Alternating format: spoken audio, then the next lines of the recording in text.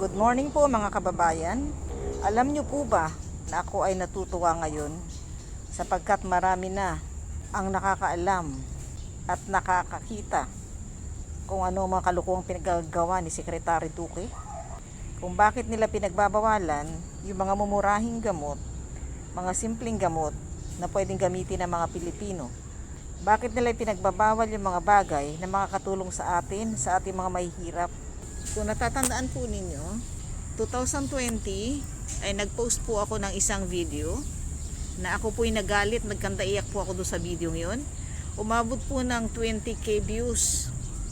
Ngunit pakiramdam ko po na mga panahon na yun, nag-iisa lang ako, nag-iisa akong lumalaban para sabihin na bumaba na lang si Duque kasi sinisira niya ang gobyerno ng Pangulong Duterte. Ako po'y nainis sa kanya dahil yun pong suob, yung steam inhalation na nagpagaling sa akin noong ako ay nagkaroon ng pneumonia, ay pinagbawal niya. Samantalang ito ang nagpaginhawa sa akin, hindi ako nagpa-hospital sapagkat ng mga panahon natatakot ako sa hospital dahil alam ko na kapag nagpunta ka ng hospital sa palaran, kahit hindi COVID ang sakit mo, sasabihin nila COVID. Pag minalas ka, hindi ka na makakauwi ng buhay. Pag uwi mo, abo ka na. Noong nagkasakit po ako, kasi January pa lang, napasok po ako ng hospital, na-admit ako. At ang problema ko po ay sa baga. Nagkaroon po ako ng bronchial asthma, sabi po ng doktor. Sa hospital po, nag-nebulize po ako at nag-antibiotics. May git po akong 1 linggo doon. Pero after 1 week po, ay nagpumilit akong makalabas. Dahil alam ko po yung kwento ng depopulation na yan na sinasabi na ginagawa po ng mga globalist. Yung ginawa nilang COVID na yan, nasa pakiwari ko, hindi naman ganun kalala. Ngunit pinapalala nila. Sabi nila wala daw gamot, pero gumagaling. Gumagaling na hindi mo naman kailangan ma-hospital. Pero sinasabi nila kailangan kang i-hospital sapagkat ito daw ay nakakahawa at kailangan wala kang bantay. Kaya kung anong gawin nila sa inyo sa ospital, wala kayong habol, wala naman nakakita eh. January 25 po ako napasok ng ospital. February 1 ay nagpumilit na po akong lumabas. Ngunit nakalabas po yata ako mga ilang araw pa kasi ayaw kong payagan ng doktor. Pero napapanood ko po sa balita ay papasok na ang COVID sa Pilipinas. So sabi ko baka abutin ako dito sa ospital kaya nakiusap ako doon sa aking doktor at pinayagan niya akong lumabas. Sabi niya ituloy mo yung gamutan sa bahay. Then February 14 mag follow up check up ka. Buwi po ako sa bahay at napabayaan ko rin po yung aking paggagamot hanggang sa dumating na po yung COVID sa Pilipinas at meron na pong pasyente ng COVID ayon sa balita doon sa hospital na aking pinanggalingan.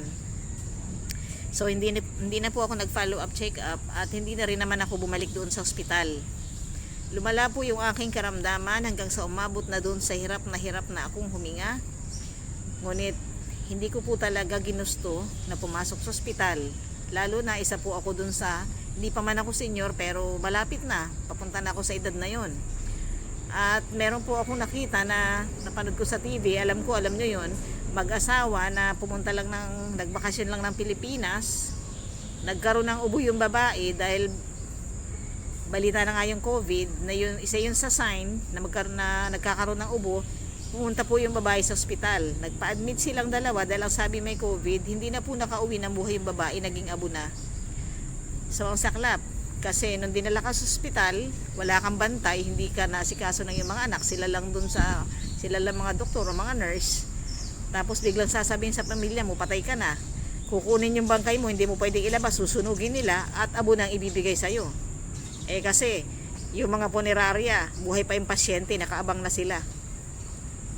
Di po ba? Ganyan dito sa atin sa Pilipinas. Buhay ka pa, gusto ka nang sukatin ng punerarya. At napagkasundan po naming mag-anak na hindi ako dadalhin sa ospital. Nag-self-medication po ako. Itinuloy ko yung antibiotic na reseta ng doktor.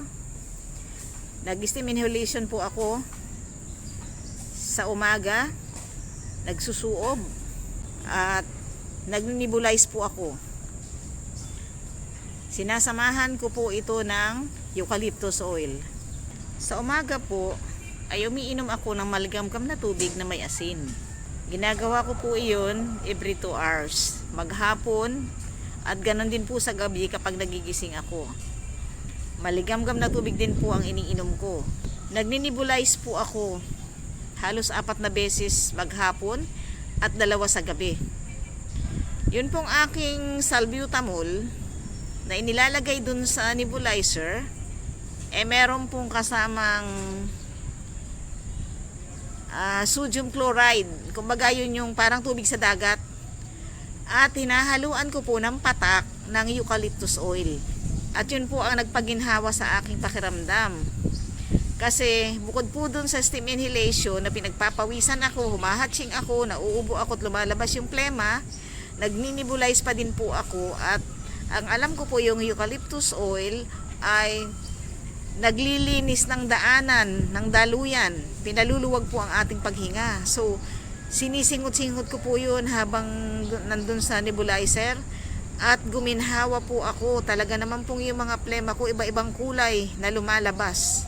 Kaya alam ko po na napakahalaga ng steam inhalation ng suob. At mas pinadali kung tayo may nebulizer. Alam nyo po ba na yung nebulizer ang nagsilbing oxygen ko? Kasi pag pumasok po ako ng CR, paglabas ko, hindi ko na nga po sinasara yung pinto, nakaabang na yung aking anak.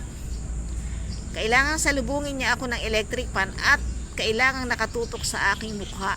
Samantalang hindi naman ako mahilig mag-electric fan. Ayoko. Nung wala akong sakit. Pero nung pong nagkasakit ako, kailangan itutok nila yung electric fan sa aking mukha dahil kapos na kapos po ako sa hangin. Habang nakatutok sa mukha ko, meron na pong nag-aayos ng nebulizer. Inilalagay na po yung mga sangkap na kailangan ko at isasalpak na nila sa bunganga ko dyan sa ilong. Sa ako po yung ilong, di ba? Nakaganito, parang face mask. Habang sinisingot-singot ko yung, nandun yung eucalyptus oil at sobrang ginhawa po ang naramdaman ko. Pagkatapos kong mag-nebulize, kasi kailangan ko ding dalasan, kasi tuwing may hirapan akong huminga, kailangan kong mag-nebulize at mag-steam inhalation. Ganun na po yung nangyayari sa araw-araw. Nagbababa din po ako sa maligamgam na tubig sa umaga at sa hapon. Malaking bagay din po yun sa akin. At araw-araw ko po yun ginagawa. Halos 2 linggo akong ganun, pero gumaganda po ang aking pakiramdam. Nawawala ang aking hinga, nakakapagpahinga ako at nakakatulog ako. Hanggang isang hapon, habang nakahiga po ako, nanalangin ako sa Panginoon. Kasi una po sa lahat ay ang ating Panginoon. Sabi ko, Panginoon, marami pa akong gustong gawin sa aking pamilya at sa mga ibang taong nasa paligid ko. Sabi ko, Lord, pagalingin mo na po ako. At bigla ko pong naalala yung aming dating kasama sa bahay na meron siyang anak na may hika, na nakikita ko kung paano siyang hirap na huminga. Talaga pong inaangat niya yung kanyang balikat, yung kanyang tiyan, nakikita ko kung paano gumalaw habang humihingal siya. Ngunit kapag napainom na ng nanay ng kanyang gamot, maya-maya lang ay makikita mo siyang nananakbo na at nakikipaglaro sa mga kapwa niya, sa mga kalaro niya. So sabi ko, ano kaya yung gamot na yun? At minsan ko na pong tinanong sa kanya kung ano yun at naalala ko po yung pangalan niya. Hindi ko po sasabihin ko anong pangalan ng gamot kasi baka mamaya iban na naman ng DOH at saka ng FDA. So, kinuha ko po yung cellphone ko, tinignan ko sa Google kung bakit nakakaalis ito ng hingal at kung paano po yung gagawin kong paggamit, kung dapat ba akong uminom nito. At nakita ko po doon. Nung malaman ko, nagpabili po ako sa aking anak. Siguro mga 5 piraso. Ngunit nakakatatlo pa lamang po ako kasi isang beses lang naman yun sa isang araw. Naka 3 days pa lang akong gumamit nito ay gumanda na po ang aking pakiramdam, nawala ang aking hingal. At itinuloy ko po yung aking pag-nebulize hanggang sa masaid ang aking plema at yung aking pag-i-steam hanggang sa guminahawa po ako ng tuluyan at tuluyan akong gumaling. Ngunit nakakagulat, Ilang araw lang pagkatapos kong gumaling, nabasa ko yung panawagan ni Duque, yung warning niya na pinagbabawal niya po yung suob, pinagbabawal yung steam inhalation. Siguro, hindi niya sinabing bawal ang nebulizer kasi may pharmaceutical siya. Baka nagtitinda rin siya ng nebulizer. Negosyante po kasi itong si Duque. Pinagkakitaan tayong mga Pilipino. Noon po ay asar na asar ako, kaya nag-video po ako, nag-post po ako. Lalo po ako nawala ng tiwala sa DOH. Lalo po ako nawala ng tiwala sa mga ibang doktor. Dahil marami po tayong napapanood, marami tayong nababasa, marami tayong naririnig, marami tayong nakakausap na yung kanyang pasyente, hindi naman COVID ang sakit. Pero sinabi ng doktor, sabihin natin COVID para malit ang inyong babayaran. Di po ba? Nahulog sa kung saan lang ang ilalagay COVID. Napako, yung pamangking ko napako, sabi nila COVID. Halos lahat ng sakit naging COVID. Kaya nakakapagduda sila. Tapos meron pa akong alam, kamag-anak ko, nakakalakad-lakad pa siya sa bahay, nakakapagwalis. Pag inaatake lang siya ng ubo at saka siya mauupo. Ipinasok siya ng hospital dahil ang sabi ng kasamahan niya, kapag sa hospital, mapapadali yung pagaling, magagamot ka. Pero dinala nila sa ospital, dinala nila ng hapon, hindi sila pinagbantay, pinauwi sila, at sila na lang ang bahala. Nakakagulat kasi madaling araw, tinawagan sila, patay na. Gusto nilang kunin yung bangkay para makita. Hindi pwede kasi nakakahawa. Inuwi sa kanila, abo na. Ako po sa totoo lang, opinion ko lang to. Siguro ganito rin ang opinion ng iba. Ang nasa isip ko, kaya sinasabi nilang ganun kagrabe, nakakahawa, para walang bantay. Kahit pabayaan ka nila sa ospital, walang makakakita, walang magreklamo, walang magsusumbong. Lalo na nung napanood ko yung isang lalaki nagtatrabaho sa St. Luke. Tapos, sa halip na doon siya asikasuhin dahil doon naman siya nagsiservisyo, inilipat po siya sa Tala. At doon daw siya gagamutin kasi nandun daw yung mga equipment na gagamitin para sa kanya. Pero anong ginawa nila? Sabi, tutubuhan daw. Ayaw sana ng lalaki pero nakiusap yung asawa na magpatubo na.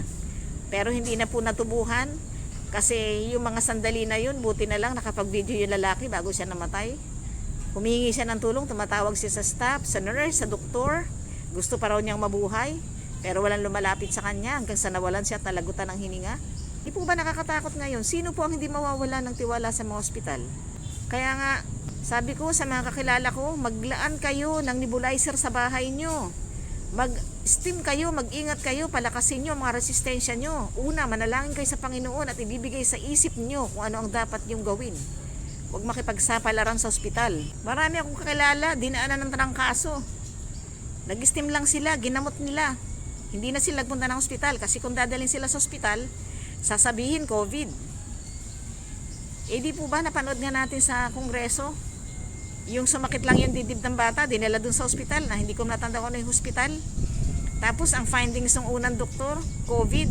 Yung pangalawa na doktor, nung nagpalit na sila, nagpalit na ng duty, iba na yung nag-duty doktor, hindi naman pala COVID. Tapos anong ginawa nila? Siningilan sila sa halagang COVID. Isiningil sa PhilHealth. Tapos yung palang may pasyente, nagbayad naman. Yung magulang ng pasyente, nagbayad naman pala. Yung mga panlulukong ginagawa nila.